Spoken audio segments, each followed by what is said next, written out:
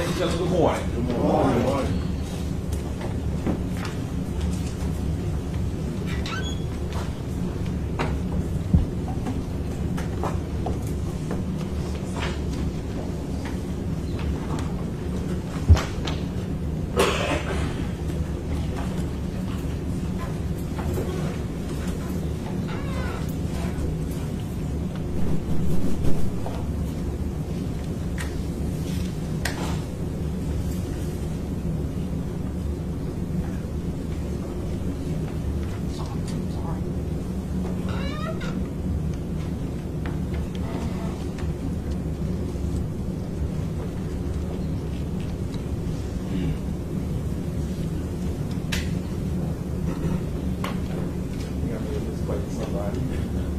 I'm looking at an empty chair. You notice that one of your members is not here this morning. And that's because he was one of your jurors yesterday. Not because he did something wrong. But when we talked to him on Monday and Tuesday, he told me that he had a family emergency and that something might happen. And I told him if he got a call that indicated that the family member was in dire straits, that I would release him. And he did get a call and indicated that he needed to be home to take care of his family member. Because his situation currently turned not good. So I released one of your members, and that's part of 14. I was looking for an empty chair, and they were all filled, and so that's why I was counting and trying to figure out where everybody is. So that's why you have to have 14 jurors instead of 15 this morning, and that's because of the emergency. Sure. How's everybody doing? Fine. I got a new chair. I'm sorry? I got a new chair. You got a new chair? So next time you decide to move, let me know. How's your accommodations? How's the food? Excellent. How's the deputies treating you? Good. Okay. Good.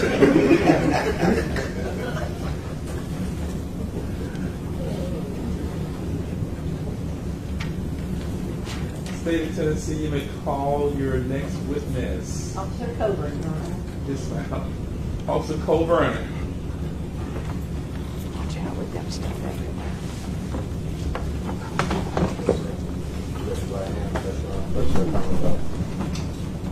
Officer Coburn, do you solemnly swear or affirm the testimony you give this case is the truth, the whole truth, and nothing but the truth, so help you God? Yes, sir. Thank you, sir. Can I have a seat right here, please, sir? Officer Coburn, good morning, sir. Good morning. This is where I wait to see. Can you tell us your name, please, or your first and last name for the ladies and gentlemen? Michael Coburn, MICHAEL, And where are you employed? Memphis Police Department. How long have you been with the Memphis Police Department? Almost 21 years. Where are you currently assigned? Homicide Bureau, Where were you assigned in August of 2015? crime scene.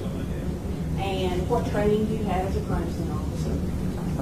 Nationally certified as a crime scene analyst through the IAI, International Association of Identification. And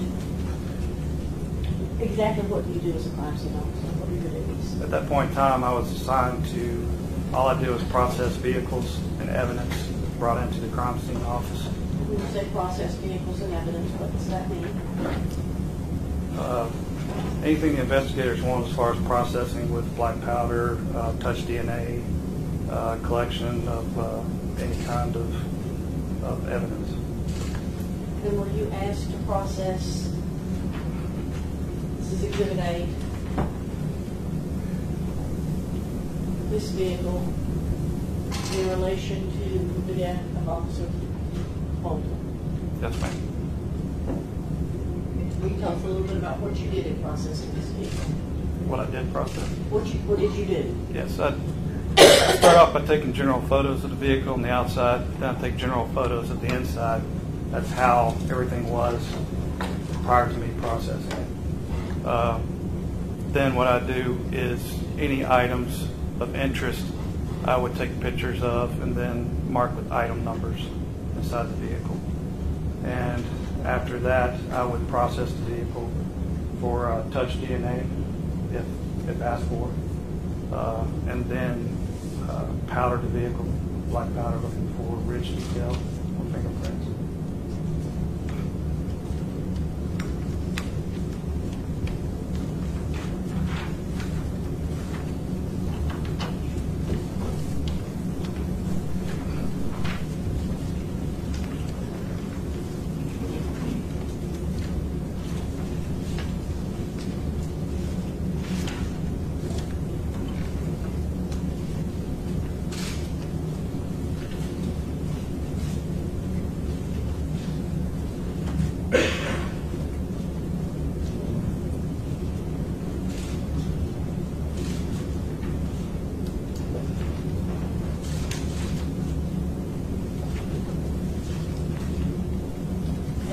forward.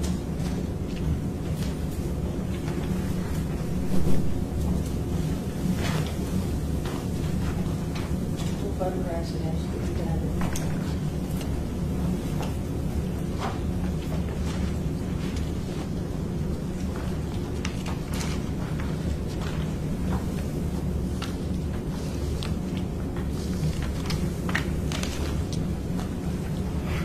You recognize those? Yes, ma'am. Are those photographs you took of the vehicle before you put placards down? Yes, ma'am. Maybe mark those as the next step in the signature. Any objections on this gang, you'll leave it fastly. There you are.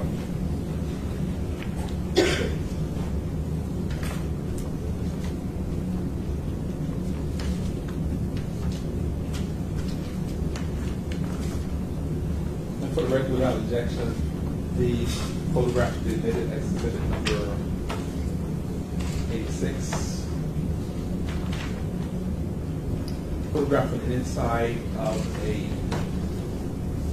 Mercedes, the driver's side area primarily, exhibit number 86.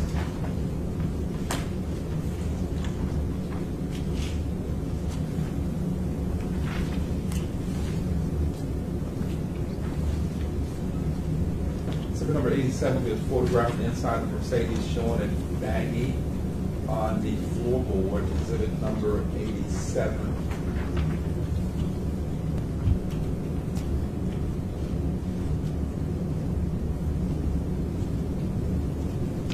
Exhibit number 88 is a photograph showing the inside of the Mercedes console area with a bag of green substance. Exhibit number 88.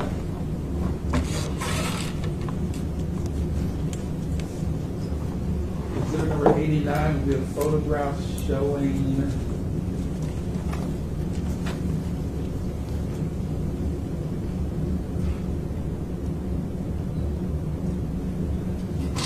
Middle console. Inside the middle console. over the inside of a middle console, exhibit number 89. And Ms. Dwyer, you may proceed. Do you have your pointer up there? Do you have a pointer? Yes, you do. Where's the you have one?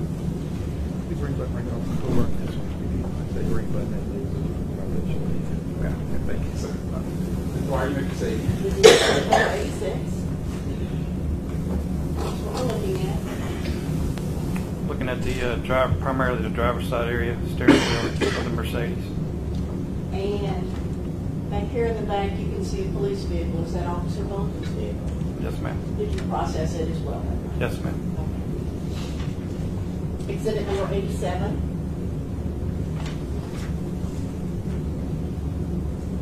What is this? This is going to be the left floorboard, or the driver's floorboard, and it shows this torn baggie. It has a green leafy substance inside of it. Based on your experience of how many years? Actually, probably 28 total. What did that green leafy substance appear to you to be? Believed to be marijuana. Exhibit number 88. What are we looking at here? Green leafy substance believed to be marijuana in between the driver's seat and the middle console on the floorboard there, and then a baggie on the cup holder for the middle console. And when you processed this vehicle, were you aware at that point that Officer Garrett had previously recovered the marijuana that was visible on the center console and on a scale? Yes, ma'am. So this is different marijuana. Yes. And exhibit number 89. This is the top tray inside the middle console with a pocket knife, Sheffield pocket knife. And what is this up? That's a business card, a flashlight. I'm going to pass you.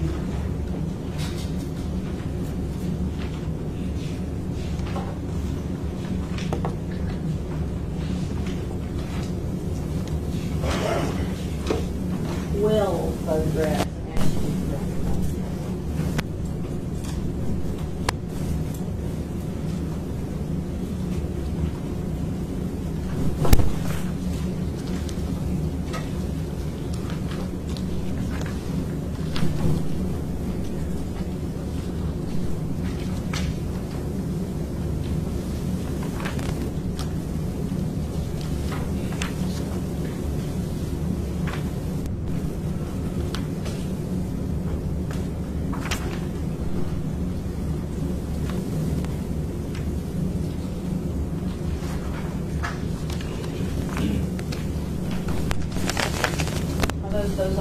that you previously photographed, now with placards beside them. Yes, ma'am. And we'll mark those as the next exhibit. Ms. Gankle and Ms. Paxton, any objections? Ms. Hall?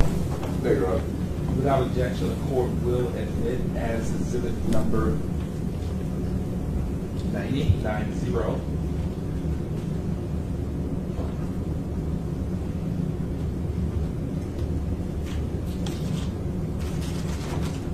Photograph showing a tenancy identification card and also a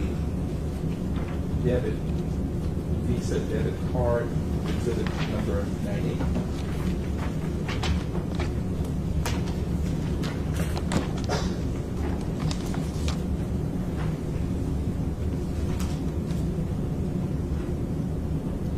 Exhibit number 91 with photographs showing items marked on placard or item number 1. Exhibit number 91, item or placard number 1. Exhibit number 92. Photograph showing again item or placard number 1 with a Tennessee driver's license, Tennessee identification card, and 2 Visa debit cards. Location indicated in the left front door pocket. Exhibit number 92, item or placard number 1. Exhibit number 93 with the item or placard number 2. Exhibit 93, item or placard number 2.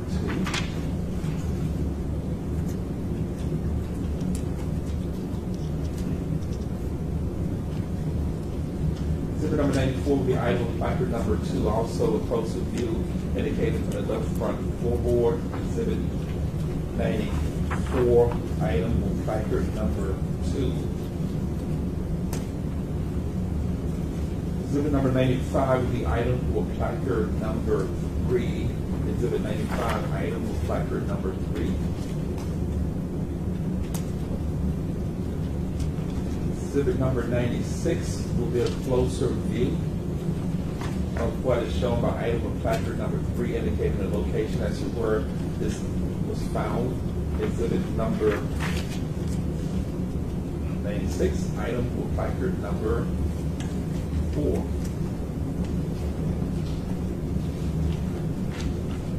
Exhibit number 97. The different view of item or placard number 4 showing the location of where that item was found. Exhibit number 97, item or placard number 4.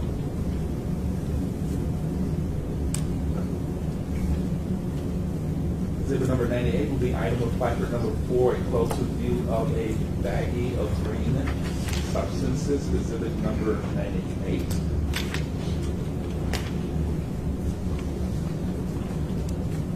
Exhibit number 99 will be item or placard number 5, a baggie with a green substance. Exhibit number 99, item or placard number 5.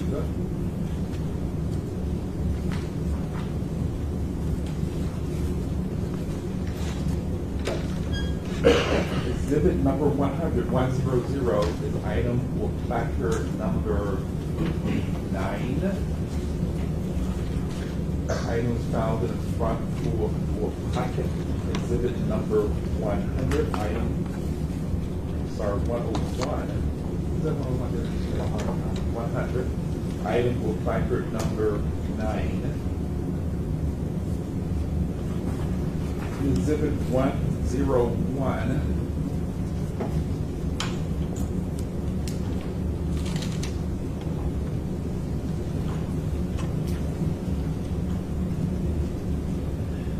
Is a photograph showing the Coburn?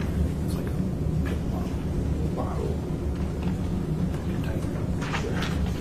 101 is a photograph of a container. Exhibit number 101. Ms. Warren, you may proceed. This is exhibit number 90. That's what we're looking at here. It's a driver's license and a debit card, and I believe the name's David Lanier on the driver's license card. It says David Carter here. Yes, yes, ma'am. Can't see it from here. It doesn't declare. I think it was visible. Okay. Exhibit number 91. What is this? These are items that were recovered from the left front door pocket, receipt and cigarillo package, some mail parcels, and Visa debit card. Exhibit number 92. It's just a closer-up photo of the items I pulled from the left front door pocket. Exhibit number 93. That'd be the torn baggie that was on the driver's floorboard, with showing the green leafy substance inside, believed to be marijuana. Exhibit number 94. That's a closer-up view after I removed it from the vehicle, indicating where it was at, left front floorboard. Exhibit number 95.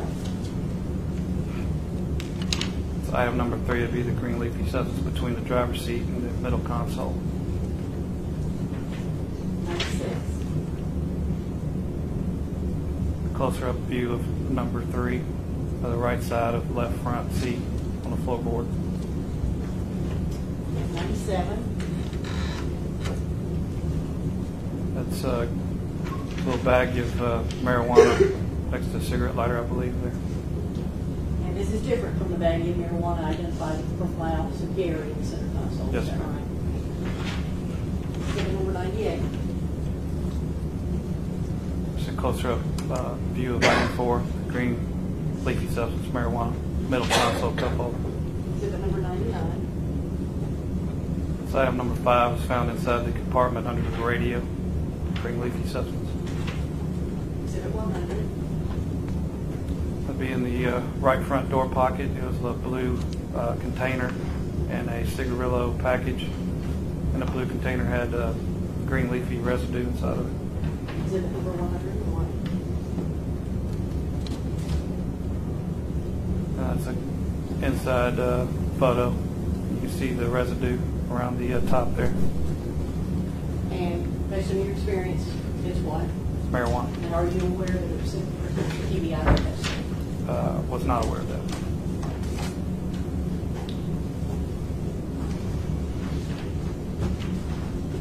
Four more pictures.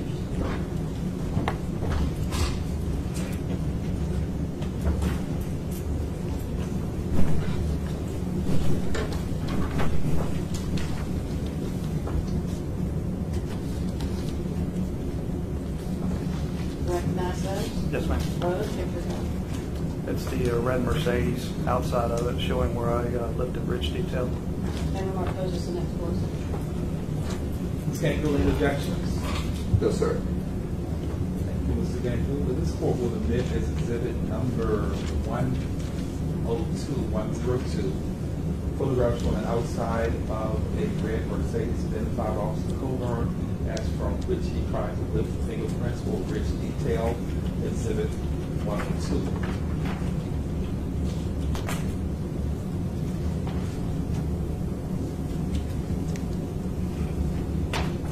Exhibit 103 with photographs showing the side, the right view primarily of this red Mercedes, indicating areas from which Officer Coburn tried to look rich detailed prints. Exhibit 103, the right passenger side of this Mercedes.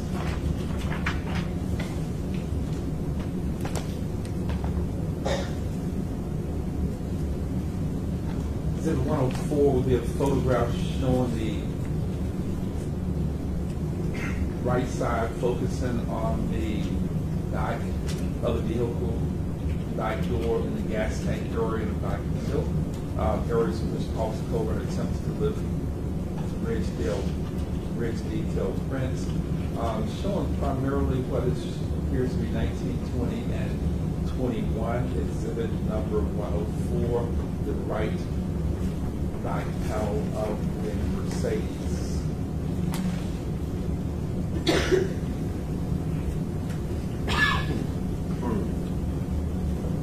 Last exhibit number 105, with a photograph showing the back of the car, the trunk area, with numbers 23 and 24, exhibit 105. Right. right, you may proceed. Did you attempt to lift fingerprints first, or did you attempt to swab for DNA first? Touch DNA first so it doesn't get contaminated. Tell us how you do that. The touch DNA? Yes. Okay, we use sterile swabs. They're in a package, sealed package. Then we use sterile water, which is also sealed. I put a little bit of sterile water on the swab, and then I just go over the area of which I want to try to pull touch DNA from. And then I put those into a box and end up tagging in the property room. And then the investigator, it's up to the investigator to check that out and send it to DEI. So I guess my question is, you don't do that testing yourself, is that No, right? ma'am. So you've had a lot of training and a lot of experience doing this test DNA, touch DNA swabbing. How do you figure out where, you don't do the entire vehicle, do you? No, ma'am. How do you decide where touch DNA might be? I just think of it as if I was in the car, where I would possibly touch. Generally, like a steering wheel's touched a lot, shifter handle would be touched a lot. The door handles, armrest, you would put your arm or touch it a lot also. Now, when you do fingerprint testing, how do you do that? I use, on a car, I use black powder, latent powder, and I just go over the vehicle where I think people may have touched. And if I see any kind of ridge detail, which is like friction ridge, it's on your finger, you can look at it, see these lines, it's friction ridge detail, so I'll look for that, and if I see it, I'll pull it and put it on a print card. Is every possible fingerprint identifiable? No, ma'am. And just because you think you see a fingerprint, does that always mean that there's one there? No, ma'am. But do you still, everywhere you think there might be one, try to lift that fingerprint? If I see any kind of ridge detail, I'll lift it. This is Exhibit 102. Tell us what we're looking at. We're looking at the front of the Mercedes on the hood where I've marked 11, 12, and I believe 13. And these are places where I would pull the ridge detail from. Exhibit 103. Again, these are the places marked with numbers where I would pull the ridge detail from the car. 104. It's the same, primarily showing the gas tank and the right rear post where I pulled possible ridge detail from. And 105. That's the trunk area where I pulled ridge detail from. Okay, so after you photographed everything, and after you put placards by everything, and after you swabbed for touch DNA, and after you attempted to lift fingerprints, what did you do then? Then what I do is document the evidence that I have, and I process some of the evidence if it's possible to process it, as far as getting possible fingerprints or touch DNA from it. And then I seal it and tag it at the property room.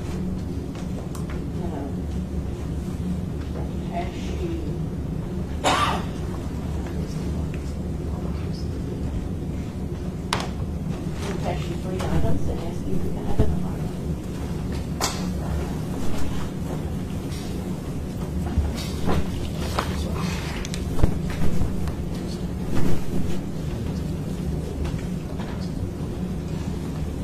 You recognize those items?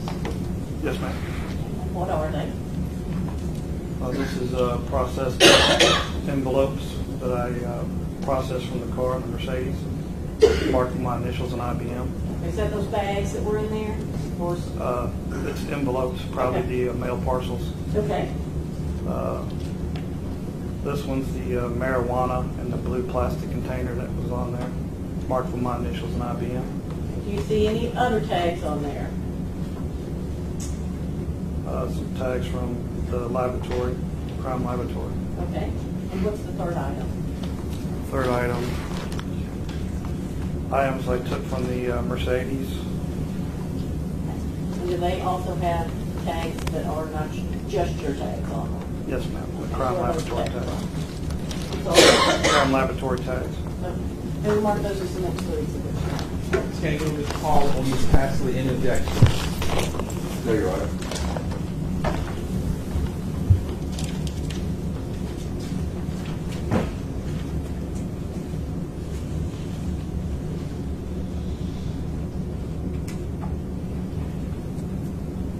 Without objection, the court will admit exhibit number 106. Property and evidence envelope containing what has been described by Officer Coburn as marijuana, items containing suspected marijuana they received on the inventory of this Mercedes. Also, a blue plastic container with marijuana, 475 Link. The process started August 2nd, 2015. Property evidence envelope containing 2.2 grams of marijuana, total net worth 1.5 grams, and marijuana from a container, and other marijuana exhibit number 106, 3 containers of suspected marijuana.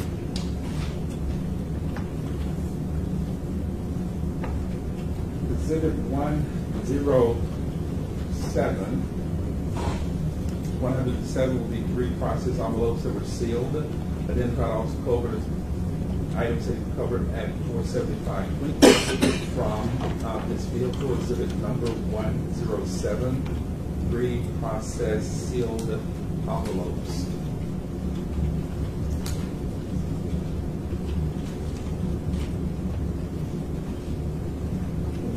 $108 will be a property evidence bag containing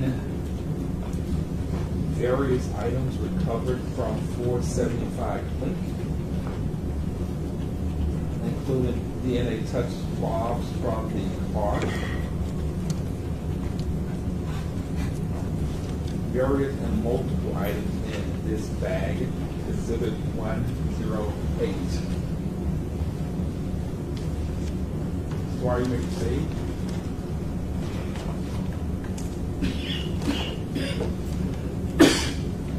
This is exhibit number 106. Up here we see your name, is that right? Yes, ma'am. Okay, and this is a description of what's in here, right? Yes, ma'am. And this is the sticker you're referring to as the crime lab sticker, is that correct? Yes, ma'am.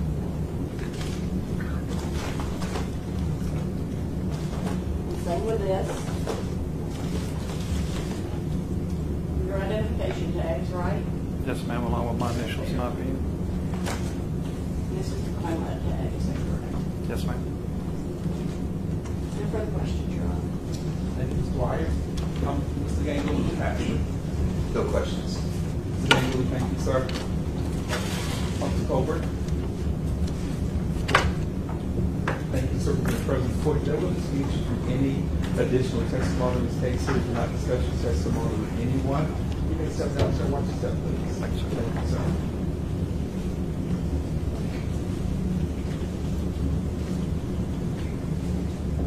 Say you may call your next witness. Take Officer Gathright. Call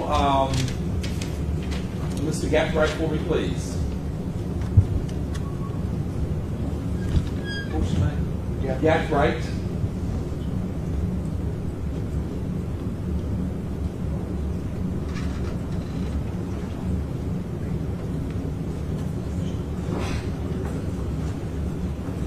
Morning, sir. Good morning, Judge Coffey. Come right up to the seal of every county. Once you get there, you give Mr. Deputy Smith your portfolio for a second, please. Place your left hand on the Bible and raise your right hand. Do you solemnly swear or affirm the testimony you give in this case is the truth, the whole truth, and nothing but the truth to help you God? I do. Thank you, sir. You have a portfolio back. Have a seat here. You doing okay this morning, sir? I am, Judge. How about yourself, I'm sir? doing fine, sir. I know sometimes I have a tendency to call you Officer Gathright, but you're really not a police officer, Gathright. No, sir. Not a commissioned officer. Sir. Just an officer of the court. Mr. Gathright, good to see you, sir. Thank you. You may proceed, Ms. Berger. Can you state your first and your last name for the jury and spell both for the court, please? It is Nathan Gathright, and it's spelled NathanGathright. And how are you employed? By the Memphis Police Department in their Crime Scene Investigations Unit as a latent print examiner. And what are your duties and responsibilities as a latent print examiner? To receive and handle and preserve crime scene lifts that from various crimes that are submitted by the Memphis Police Department and other agencies as needed. And what is a fingerprint? Can you explain that for the jury? Fingerprints. Sure. A fingerprint is simply the raised lines underneath the hands, and you have fingerprint or ridge detail from the tip of the finger to just about the base, just right at the wrist area. And how many fingerprint examinations have you performed over the course of your career? Millions. And have you been qualified to testify about, as an expert, about fingerprint examinations before? Yes. One time or many times? Many. In the courts of Shelby County? Yes. And other states as well? Other states, federal court. Okay. At this point, Your Honor, we would ask that Officer Gathright be qualified as an expert in latent print examination. Ms. Gangle, in objections to the tender of Officer Gathright, Mr. Gathright is an expert in his field in questions regarding his qualifications. No, we agree. Thank you, Mr. Gangle. In his latent print examinations? Yes, sir. And for the record, ladies and gentlemen, I want to declare to you that Nathan Gathright is an expert in this field of latent print examinations. As indicated earlier, a person qualified by this court as an expert can testify in the form of opinions and give you reasons for those opinions. And Mr. Gathright is in fact an expert in this field. He'll be allowed to give you opinion testimony and reasons for those opinions. You may proceed, Ms. Berger. Can you explain to the jury the process that you go through when you receive a print and do that examination? Sure. Those prints are submitted to our office either by lockbox or hand delivered, and we will take the lift cards that are submitted or whatever evidence may be submitted, be it paper, chemical, or processing, and determine the best method if there are prints of value that can be identified. If there are prints of value, then we'll determine whether we're going to search it through an automated fingerprint identification system, or is there a manual comparison available? Has any known or suspects been submitted that they would for direct comparison? And we do a side-by-side comparison of the unknown prints, and we search our APHIS database to see if we can make a positive identification to a known individual. And were you asked to examine some fingerprints that were submitted to you in connection with the investigation of the shooting death of Officer Sean Bolton? Yes. And of those prints that you received for examination, were you able to link some of those prints to an individual by the name of Tremaine Wilbourn? Yes. How did you go about that process? We searched, at the time, he was not known to us, but we searched this, I searched this prints through the database and found a match in the area and was able to identify the prints on his subsequent arrest in Shelby County positively to him. And when you say you subsequently compared those to the arrest in Shelby County after he was arrested in this case, how do you go about that process of comparing that? Well, that's going to be a side-by-side comparison as well. You're going to match points to points till you come to a determination that those prints can match that individual and no one else. On an individual's arrest in Shelby County, is there a specific identifier that is associated with that person? Yes, ma'am. There's a Shelby County jail number that's specifically identified to an individual. And is that the comparison that you were saying that you made? Yes, in that's this correct. case? That's Connecting that person that you previously identified as Tremaine Wilbourn with that Shelby County identifying number? correct. And do you recall how many cards you received in association that were compared and identified to the defendant Tremaine Wilbourn? There were 4 that were identified to Mr. Wilbourn out of a total of 52 cards. Did you bring those cards with you today? I did. And where were those lists taken from?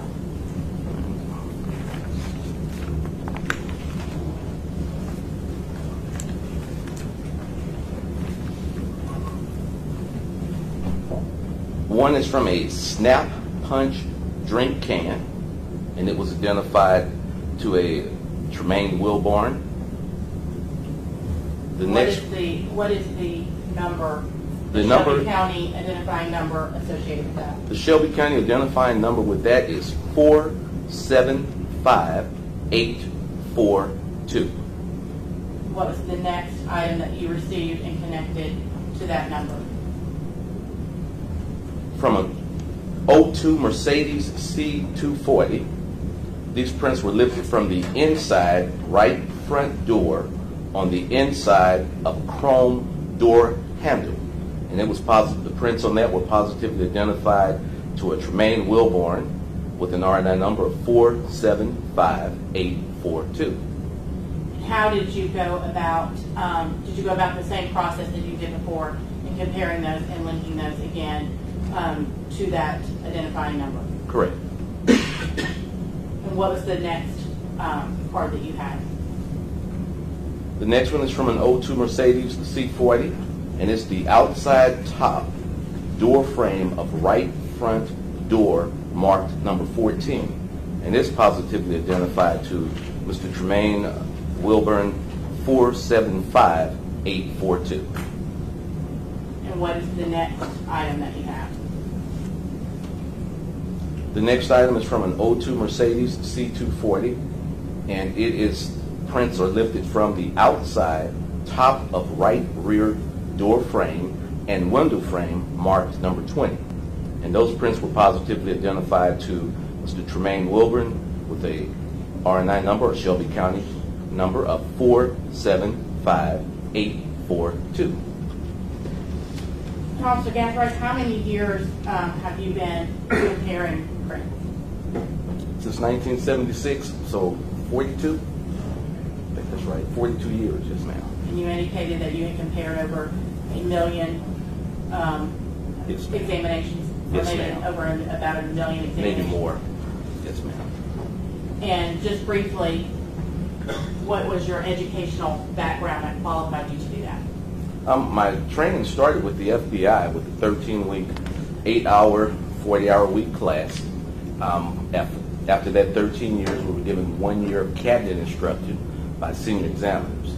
After that time, I received advanced latent fingerprint training from the FBI, a 40-hour course. Subsequent to that, received another, I think it's another 40 hours, another 8 hours of latent fingerprint training, advanced techniques from the FBI. Then once I came here to Tennessee, I received my post certification, which allows me to instruct police officers in the area of fingerprint technology, preserving, lifting, and identifying ridge detail for submission to latent print examiners. Also, palm print identification. I think that was a week course of palm print identification. Probably all total a little over 200 or so hours of classroom training just for this, as well as work experience.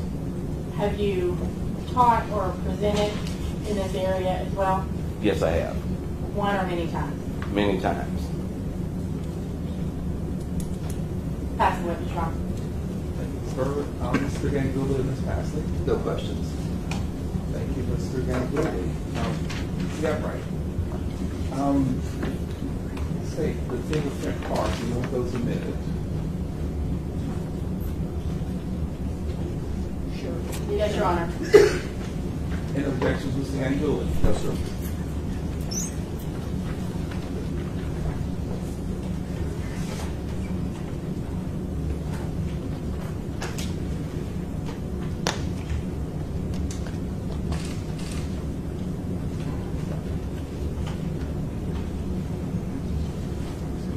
And this court will admit as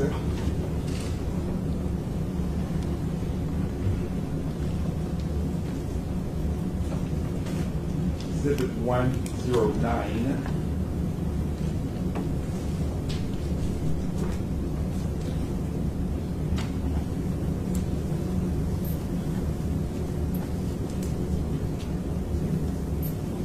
Describes the right palm print. Outside top of the right rear door frame and window frame, identified by Ms. Gathwright's late ridge detail prints that received from Officer Coburn. Exhibit number 109, right palm print.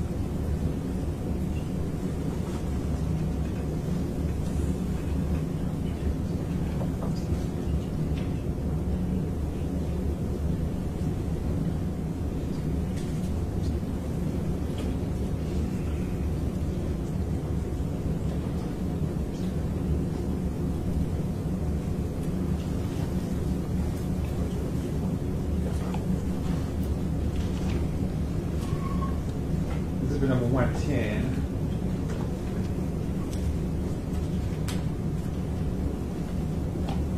Relates to print card identified as Gathright brother as having been taken from the inside door frame of the right front door, marked as number 14, identified as a print that belongs to Mr. Tremaine Wilbourn, exhibit number 110.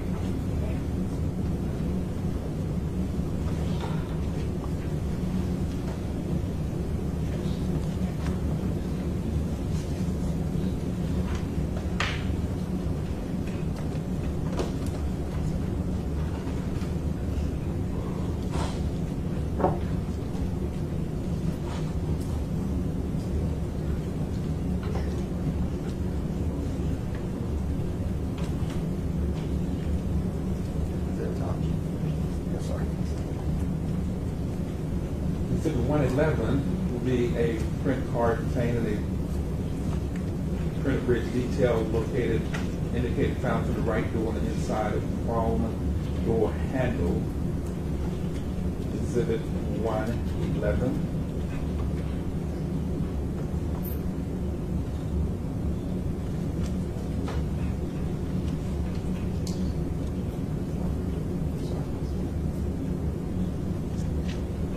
Lastly, 112, the fingerprint or bridge detail was taken from a snap SNAP punch drink can that was analyzed to contain the print of Tremaine Wilbourn, exhibit 112.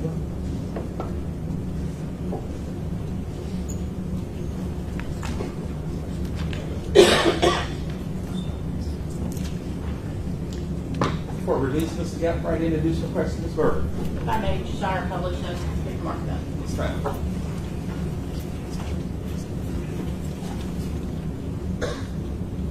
Gathright, I may have been imprecise, but you can tell the jury exactly what those prints are, exactly what it may have been. That is the right palm of Mr. Tremaine Wilbourn. This is it for record 109. 109. Yes, ma'am. Exhibit 109 is the right palm. And publishing exhibit 110. And officer, is this from the outside right door frame of the Mercedes?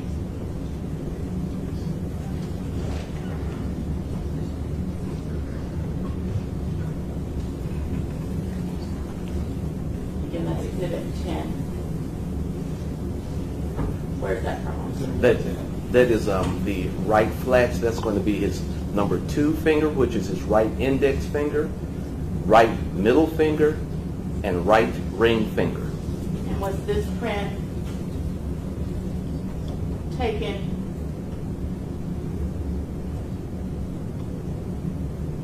from the outside top of that Mercedes door frame on the right front door? Correct.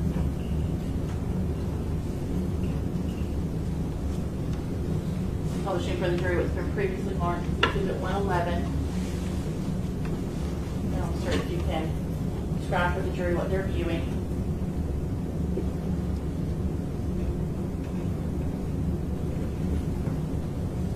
Bring that red up a little bit more for me, that glare off of it. Okay. It looks like it's finger number 2.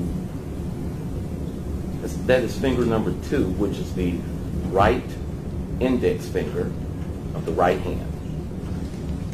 And again, was this lift taken from the inside right front door, the chrome handle? Correct.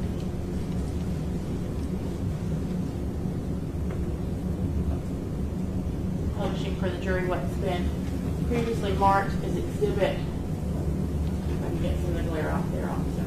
112. Exhibit 112. Can you tell the jury what they're viewing there?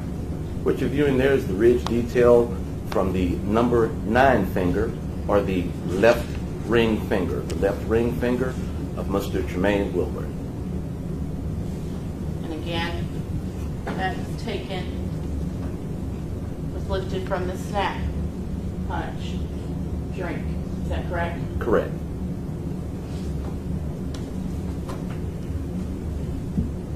That's what I'm trying. Ms. Gangle, any questions? No, sir. Now, I'm going to switch to the first testimony in this case. Appreciate you being in court today. You cannot accept the testimony of the sir. Yes, sir. Thank you, sir. 701 step, please. Yes, sir. Thank you, Judge. Yes, sir.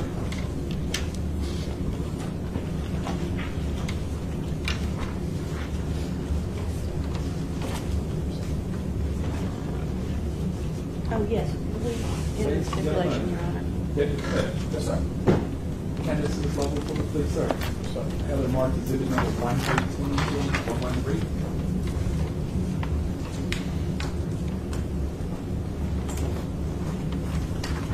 Ladies and gentlemen, exhibit number 113 for those folks that are keeping up with those issues will be another stipulation.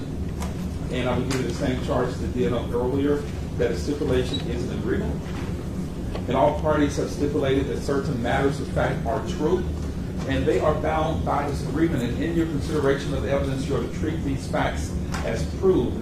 You are to give this regard to stipulated testimony that have been given in open court by any of the witnesses.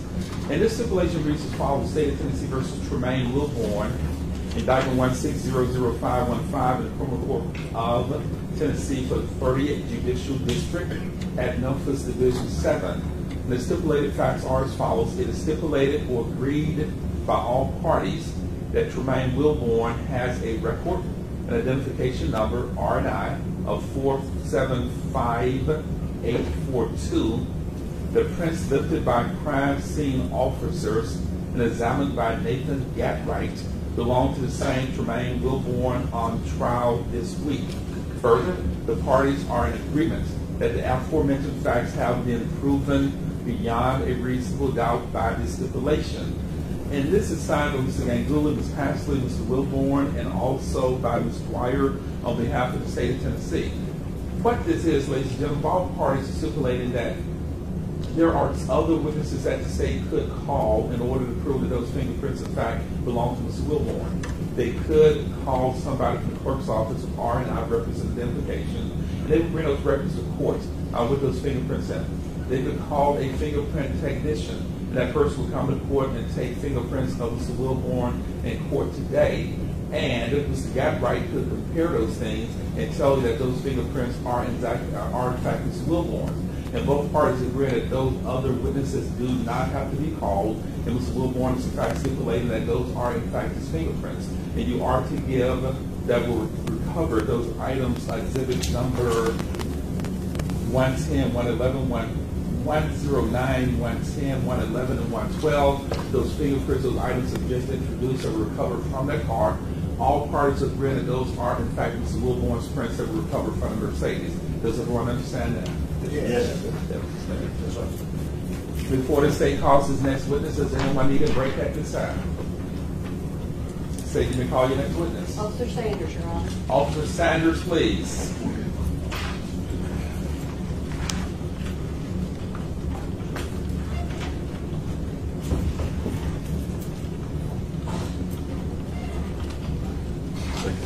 Sanders, good morning, sir. Come on right up to where Deputy Smith is. Place your left hand on the Bible, raise your right hand, please. Do you solemnly swear or affirm testimony you give this case with the truth, the whole truth, and nothing but the truth to help you God? Yes, sir. Thank you, sir. Put your hand down. Have a seat right here, please. Watch your step, sir. Liar, you may proceed. Will you tell us your name, please, and spell your first and last name for the ladies and gentlemen of the jury? Christopher Sanders, CHRISTOPHER, And where you employed? City of Memphis Police Department, How long have you been a police officer? 21 years. And where were you assigned on August the 1st, 2015? Crime scene unit. And were you charged with some responsibilities during the investigation of the death of Officer Bolton? Yes, ma'am. Where did you go that evening? Regional 1, And what is Regional 1? Regional 1 Health Center Hospital.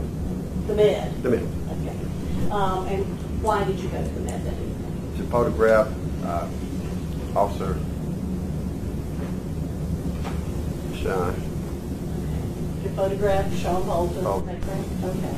And did you collect his clothing and other effects? I did. Okay. I'm going to pass you forward your pictures. And I'll ask you, you can identify these two pictures. Thank you.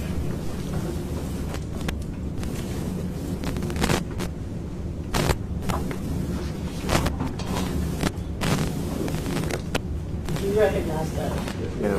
Are those pictures that you took of the clothing and Officer Bolton's equipment the night you went to the Met? Yes, ma'am. Okay. And we mark those as the next two years. Can you go to Ms. Collins past the interjections? Yes, sir.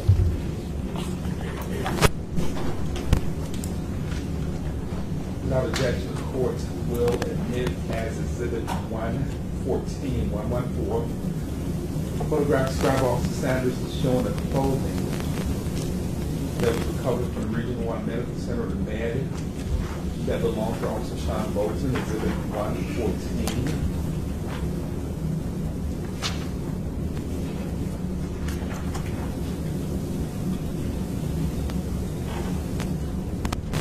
Exhibit number 115, the photograph described by Officer Sanders to have the personal effects that belong to Officer Bolton, including service belt, handgun, handcuffs, shoes, those things that a police officer would have on his fully dressed uniform. Exhibit number 115 would be those personal effects worn by or carried by Officer Bolton. You may proceed, Ms. Dwyer.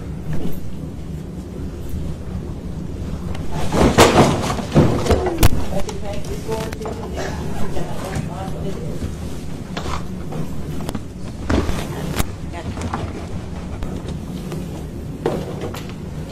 What is in that bag?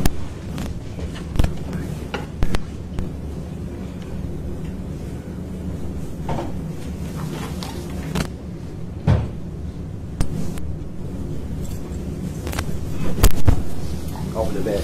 If you'll just Okay. look in there, you don't need to put the items out necessarily. Okay. Look in there and tell us if you recognize it.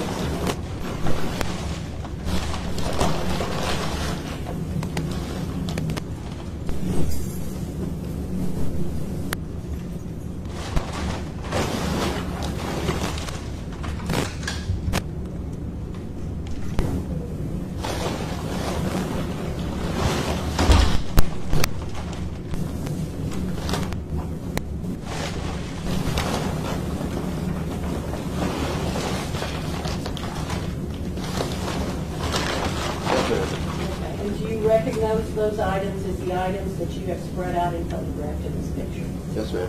And then we mark that as the next exhibit. Thank you, Ms. Collins, past the interjections. Without objection, the admitted exhibit number 116.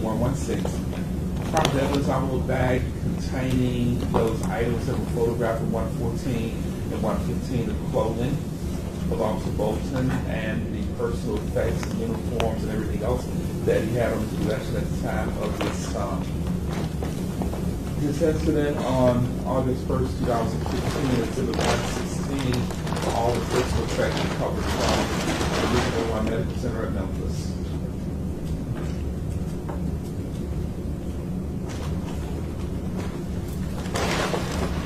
This is exhibit number 114. Are these items of clothing that came to the Met with Sean Bolton? Are they? These Yes, items ma'am. of clothing? And the shirt and pants they've been cut off. Is that correct? Yes, ma'am. Did you also collect his service belt? Yes, ma'am. Other items?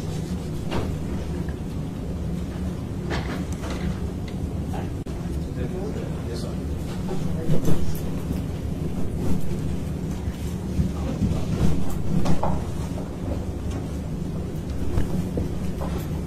Did you look in there and tell us?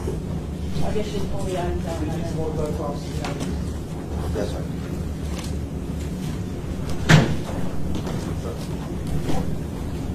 Watch,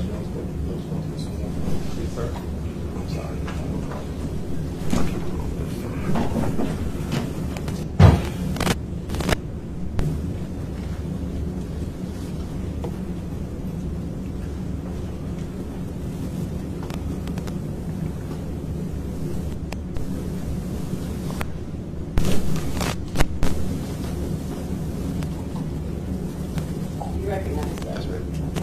Do you see Sean Bolton's belt in there? Yes, ma'am. Do you see the holster? Yes, ma'am. Okay. Does that in fact have a locking mechanism that locks that gun into place? It does. Which makes it difficult to get out, or impossible to get out unless you push both locking mechanisms. Is that correct? Yes, ma'am. Okay. And mark that as the next exhibit, Your Honor. Ms. Gangula, we passed the Ms. Hall any objections. So, for the record, service revolver is not in that box. Is that correct? All the standards. I'm sorry, The sir. service revolver is not in that box. It is not. Not. And for the record, this will be exhibit number 117. It's a box containing those items that Officer Bolton had on at the time of his death. Uniform items, including a holster and everything but the gun itself. Exhibit 117, the box containing those personal uniform items that Officer Bolton had on at the time of his death. I'm going to show you exhibit number 115.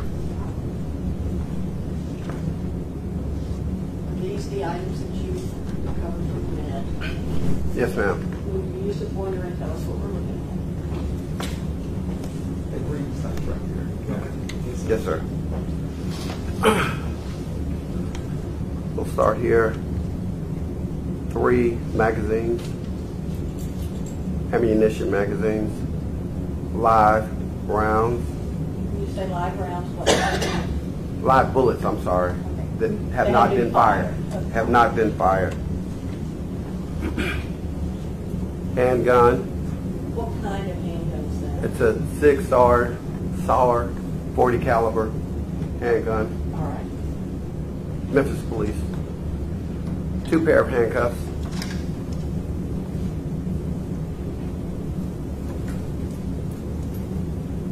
Two flashlights. Boots. Utility gun belt. Gun belt keepers. It holds the gun belt onto our waist. We wear a smaller belt underneath. We put the gun belt over the smaller waist. This keeps it in place, keeps it from moving and coming off. Now you've got those live 40 caliber bullets lined up there. Did you count those? Yes, ma'am. Was the gun fully loaded? It was. Okay. Meaning it had not It been fired? had not been fired.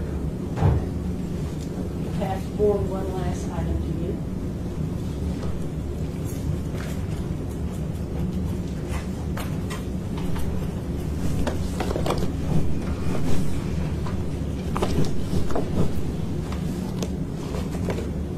Do you recognize what's in there? Yes, ma'am. What is that? Service weapon, Officer Sean Bolton, and 3 magazines empty. Is that standard operating procedure for a police officer, what he was wearing that night? Anything ma'am. unique about it? Yes, ma'am. Okay. We'll mark that as the next exhibit. Ms. Gangula, interjections. Take it off. Without objection, the court will admit it's exhibit number 118. And the contents thereof is commonly referred to as a gun box. SIG, semi-automatic, handgun, 3 empty magazines.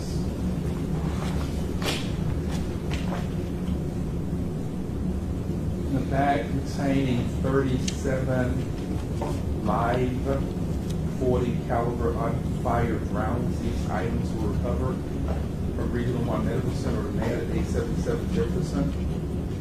The gun box.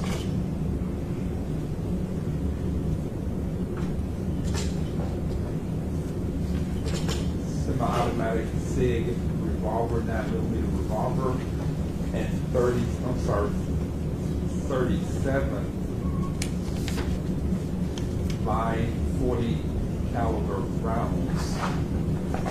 Exhibit 119. Items identified by 118. items identified by Officer Sanders have been recovered from the man that belongs to Officer Sean Holt, Exhibit 118. Mr. Dwyer, you may proceed. I have no further questions. Ms. Canfield and Ms. Patterson, any questions of Officer Sanders? No questions. Sanders, thank you for being present for today. So I want to excuse you from any additional testimony in this case. You cannot discuss your testimony with anyone, sir. Step down, watch yourself, sir. Yes, sir. Thank you.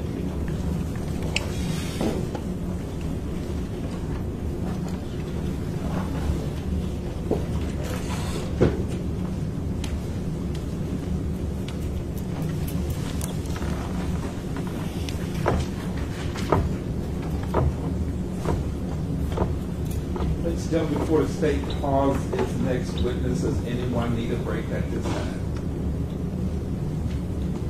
State, you may call your next witness. State calls W.D. Merritt. W.D. Merritt, please.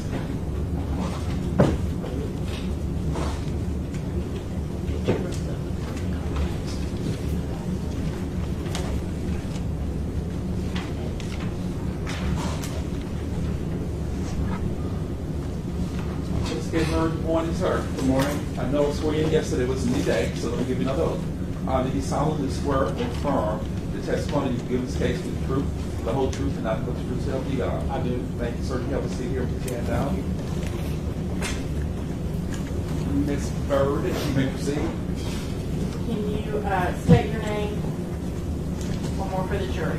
William D. Merritt. And as part of, I think you talked about part of your investigation when you testified earlier. As part of your investigation, did you also learn where the defendant's girlfriend resided? Yes. And where was that? The Bent Tree apartment complex there in Memphis. Okay. And do you know her name? LaClentra Miller.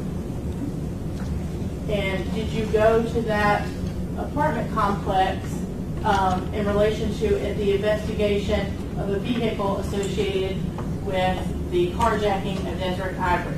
Yes. And did you make some photographs of that vehicle that was located there? Yes, I did. Pass forward.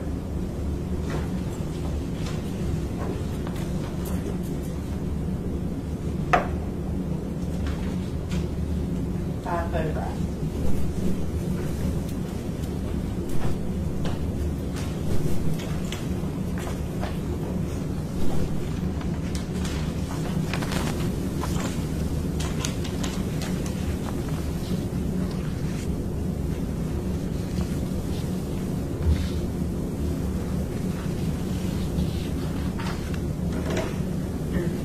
I recognize those photographs. And we could have those marked, Your Honor, as the next exhibit. Ms. Cagle, Ms. Patterson, recall any objections? No, Your Honor. Without objection, call the exhibit number 119-119. A photograph of a vehicle identified by W. and investigator Merritt's photograph that he took at the Bent Tree Apartments. LaQuinta Miller identifies the girlfriend of Mr. Wilbourn. This shows the front view of this vehicle, exhibit number 119. What kind of car is this off investigator Merritt? It's a 2002 Honda Accord. 2002 Honda Accord.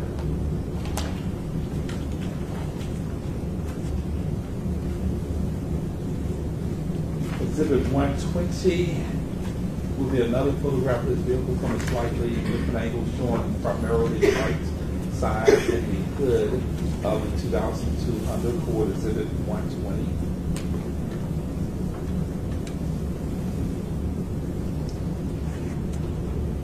Exhibit 121 will be a photograph showing the rear of this vehicle, the trunk area, license plate U2719K, exhibit 121, a photograph of the back in the trunk area of the Honda.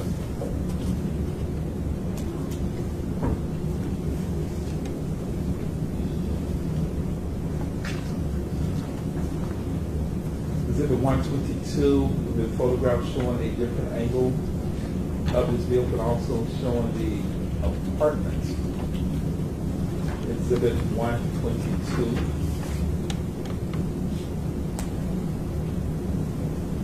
Exhibit 123 is an address marker showing the address of 33411 Briar, B-R-I-A-R, Park, P-A-R-K, Drive, East.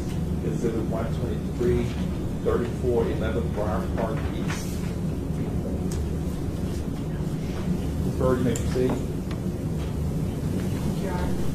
First, if I could publish for the jury what's been previously marked as exhibit number 31. Yes, ma'am.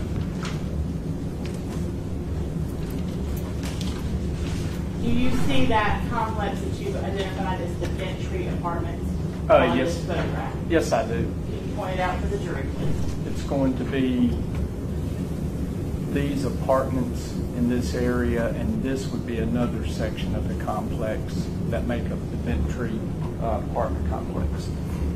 And can you see on this photograph where the vehicle was located? Yes, it was located right in this area, right here, kind of between 3411 and 3415 East Briar Park Drive, right in this spot. Publishing for the jury. It's been previously marked exhibit 123. Is that the area that you indicated where the vehicle was located? Yes.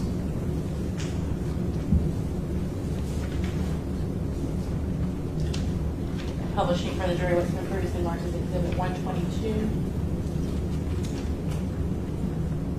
Can you point out for the jury where the vehicle is in that? Yes, it's this vehicle right here, the Honda Accord. And do you see that marker on the building that I just showed you in the previous photograph and this photograph as well? Yes, that would be 3411 address. Publishing for the jury what's been previously marked as exhibit 121. Is that the rear of that same vehicle? Yes. Publishing for the jury what's been marked as exhibit 120.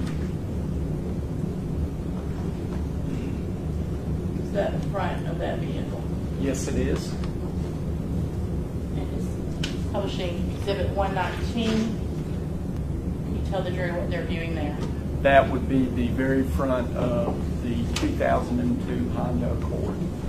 Was there something particularly distinguishing about the front of the vehicle? Yes, you can notice the logo is missing from the front of the vehicle there. Were there any other distinguishing marks on the vehicle? Yes, you can't see it. Well, there were a few dents and scuff marks, and you can't see it from here because the windshield is wet because it had just rained. But once the vehicle had dried, you can see kind of like a semicircle on the windshield right here that looks like it had a bad windshield wiper and it just left a scuff mark. You can't see it from this photo. When the vehicle dried, it's easily recognized. You can publish for the jury what's been previously marked as exhibit 83. Do you recognize that photograph? Yes, it's the vehicle recovered at the Gentry apartment complex. Once again, you can see the missing Honda logo, and with the vehicle dried, you can easily recognize the scuff mark I spoke about a few minutes ago. As part of your investigation, did you inquire about whether or not there was video at that complex? Yes. And did you acquire video from the complex? Yes, I did. Did you view that video to determine whether or not you could see anything of value on it? Yes, I did. And what did you observe? The only video that the complex had covered the entrance and exit of the complex. They didn't have any video around the complex. So we focused our viewing for the traffic coming in and leaving that complex. Did you see this vehicle come into the complex? Yes, I did. And did you do something with that original video that you had received? Yes, the original was tagged in our property room, and then we made a small video clip of the vehicle coming into the complex. If I can have this passed. Yes, ma'am.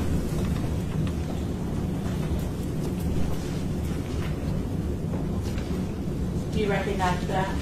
Yes, I do. What does that appear to be? This is the video that we had, that I was involved in putting together, that shows Mr. Ivory's vehicle coming into the Bentry apartment complex on August the 1st, 2015. You have that marked as the next exhibit, Your Honor. Exhibit. Ms. Kangulia, any objections? No, sir. Without objection, the court will admit exhibit number 124. It's a video or CD, an extract of a CD indicated by investigator Meredith Silva Honda Accord has been driven into the Bentry apartment complex on August 1st, 2015. This is actually dated 9/50/58 through 9/51/09, about 11 seconds, if my math is correct. Exhibit number 124. Bird, you may publish that for the jury at your... Thank you, Your Honor.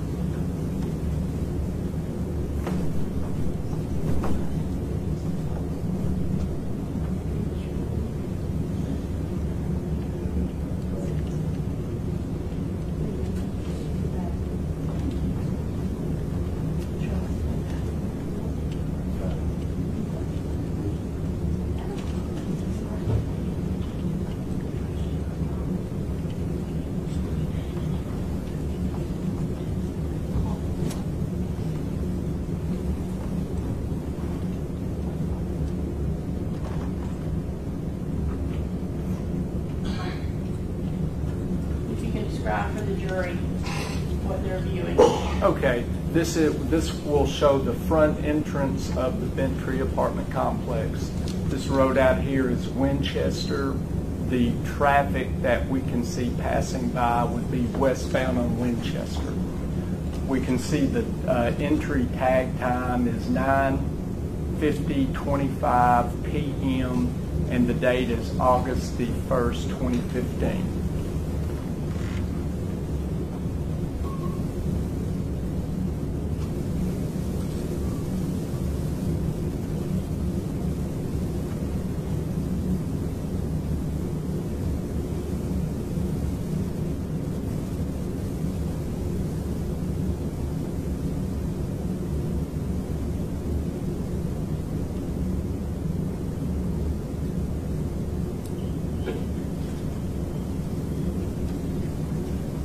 All right, this would be Mr. Ivory's vehicle as it is entering the complex.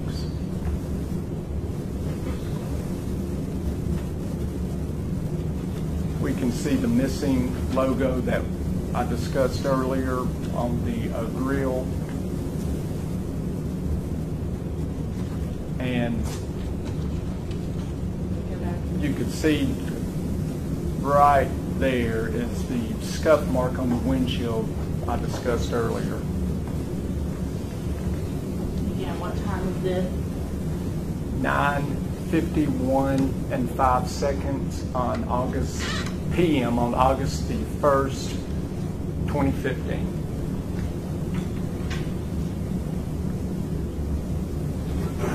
Is that all of the footage of that vehicle that you That is correct.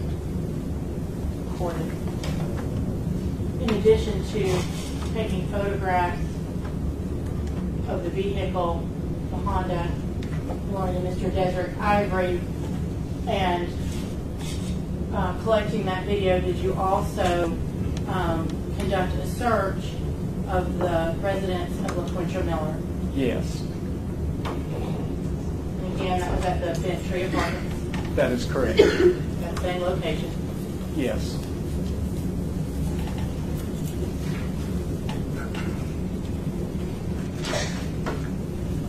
And did you take photographs of that location and the items that you recovered? Yes. Okay. These photographs pass forward. Yes, ma'am.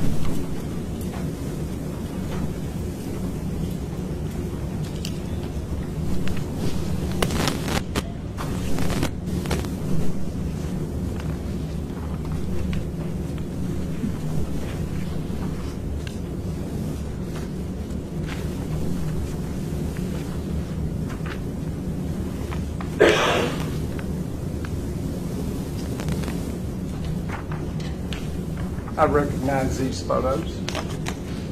Have those marks in next set of exhibits, Your Honor. Ms. Gangill, the council solid objections. Thank you, Your Honor.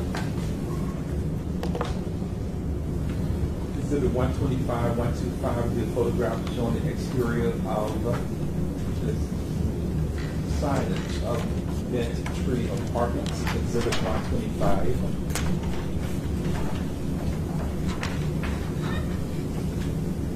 Exhibit 126. Photograph showing the address of 3417 3417 Briar Park Drive East. Exhibit 126.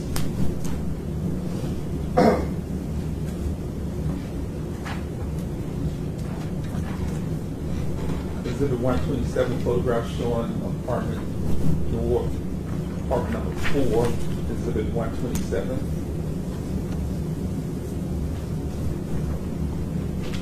Exhibit 128 with photograph of the interior of the apartment and a lady sitting on a sofa, exhibit 128.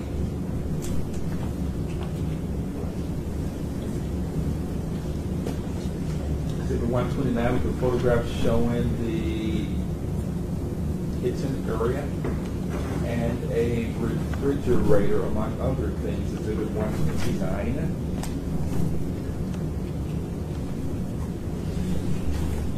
Exhibit 130.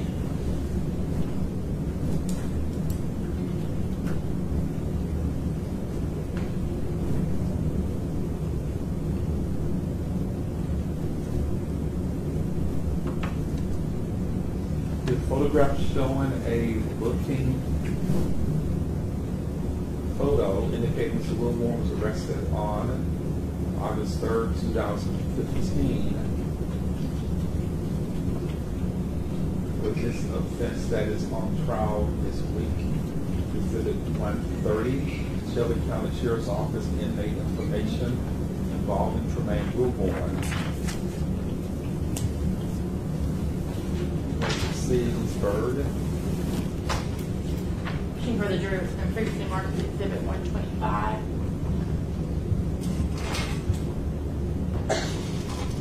Depicted in that photograph. That's the sign for the Bent Tree apartment complex. And publishing what's been previously marked as exhibit number 31, is that the same Ventry apartments that you previously identified? One moment, Your Honor, see if I can fix the focus where we switch back and forth. Yes, ma'am.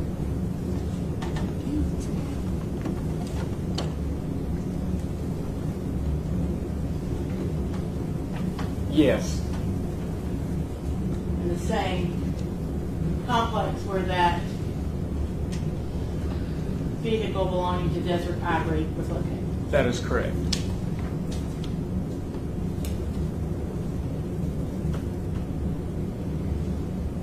What is that photograph? 3417 Briar Park Drive East, where LaClundra Miller resided.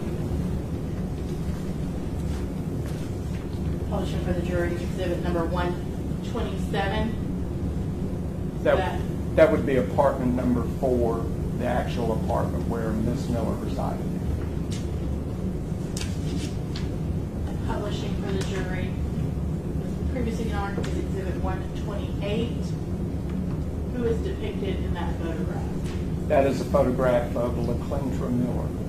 And is that the interior of that number 4 apartment? Yes.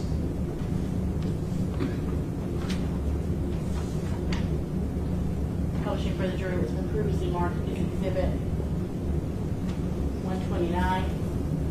That is a refrigerator with a few photographs that you can see here, and then this one here that was inside Ms. Miller's apartment that day. Who is depicted in those 2 photographs that you see there? I'm not sure, I believe this is Miss Miller, but that is a photograph of Tremaine Wilbourn. And publishing for the jury was been previously marked as exhibit 130. Is that the item that you just pointed to that was located on the refrigerator? Yes, that's Mr. Wilburn's photograph that was taken on August the 3rd, 2015.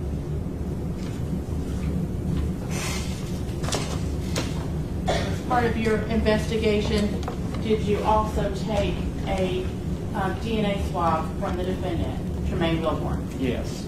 I can have envelope pass forward. Yes, ma'am.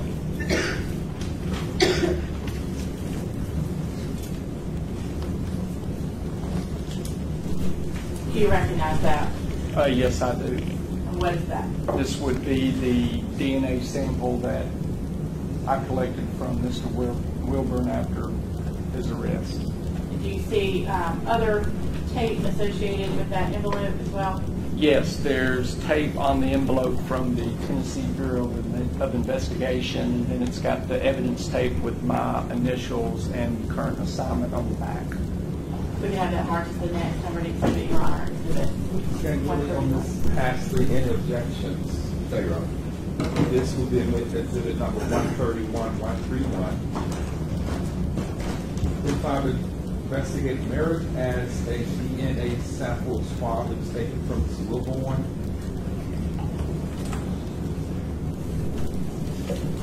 Exhibit 131.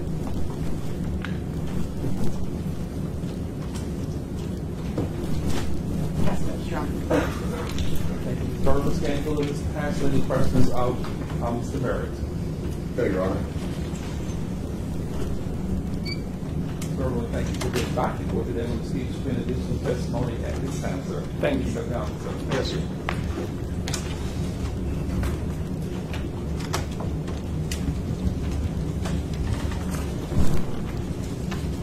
The clock is right. You've been there for about an hour and 20 minutes. Does anyone need a break at this time? Remember, of course, the charge cannot discuss the case with anyone or among yourselves. I apologize. We'll resume shortly. Thank you all.